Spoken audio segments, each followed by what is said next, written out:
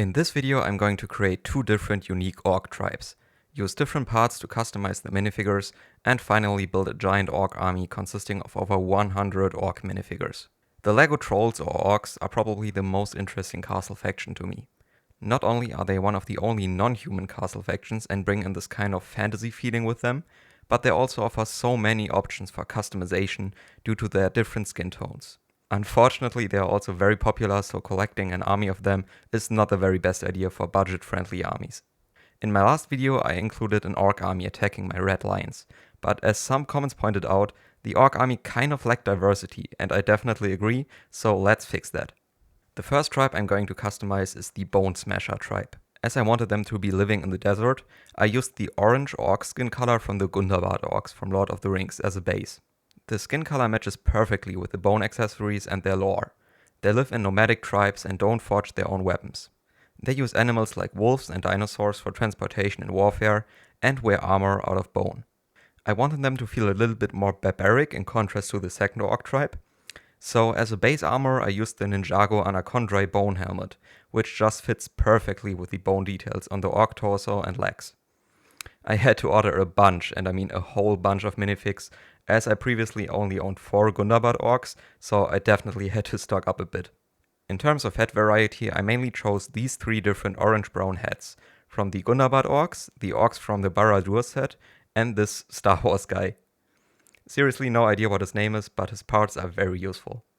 In terms of weaponry, as I alluded to before, I mainly used wood and bone type weapons to give them this very simple look in terms of technology. I also assembled a group of archers using this bandana type neck piece. It actually fits perfectly with the bone helmet. Of course they also have heavier infantry with different armor pieces. I believe both of these pieces are from Ninjago again, and the Viking helmet fits perfectly between the face armor of the right orc. Another way I augmented some of these figs is by using different head pieces like these ears and this awesome mohawk piece. Lastly, obviously they use wargs and other animals for warfare, so they need riders for these type of animals. Combining all of these minifigures, we get an army of the Bone Smasher tribe. I'm pretty happy with the variety, as they still look like one tribe, but with a lot of different personalities mixed in. In the future, I will add more wargs and dinosaurs, as well as larger transport animals. If you have any idea as to which torsos, which headpieces, or which armor I could add to this tribe specifically, please leave a comment. Now let's have a look at the second tribe, the Orc tribe of the Iron Leaf. For this tribe I wanted to turn the customization of figs up a notch and experiment with a lot of different parts, so let's get into it.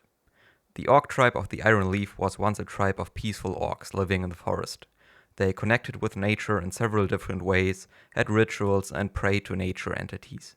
One day, however, an orc shaman declared the woods as an evil god and managed to persuade the tribe to turn over their beliefs. They became a society focused on warfare and industrialization.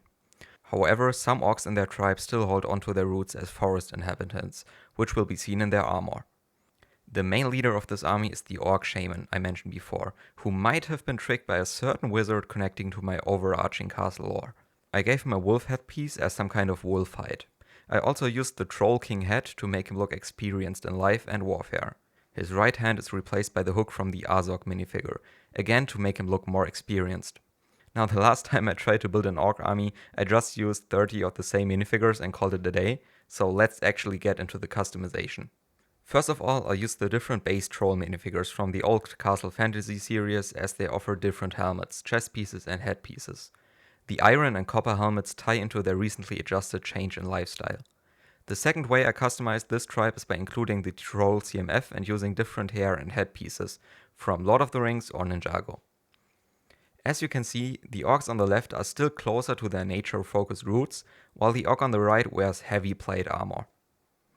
In line with the discovery of forging helmets, they created several different helmet types. I wanted the look to feel like they used the same alloy for all of their armor, so I mostly stuck to pearl dark grey, but fortunately there are dozens of different helmets you can use. For some orcs, like the orc on the left, I used these legs from this Ninjago guy. I don't know his name, but his head and legs are very useful for mixing this army up. Although in this frame it kind of looks like he's naked, but trust me, he got these armored legs. Now, as the orcs discovered forgery, I used several different armor pieces, like this Lord of the Rings one, to create several different characters. This orc uses the aforementioned Ninjago piece, and it fits perfectly.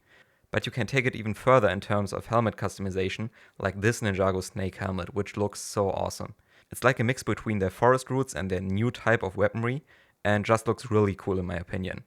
Another useful piece are these Chima legs from this crocodile guy.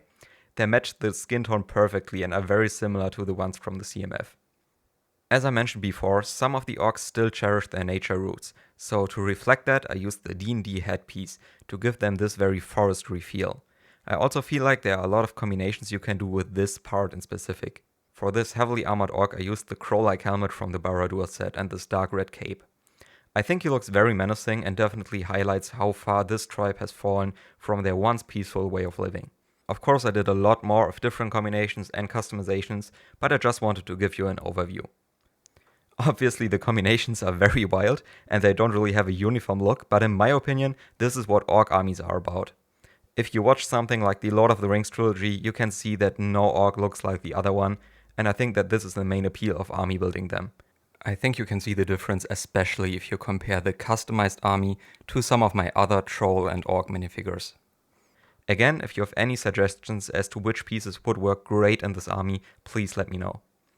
One other element that I'll definitely include in the future are the troll big fig minifigures, but I'm just not really sure as to how to customize them at the moment, so I'll leave that for a later video. Now that I've completed both of these tribes, they will be joining each other in a future video, and obviously they have to fight a common enemy, so let me know which army to build next. Thank you so much for watching.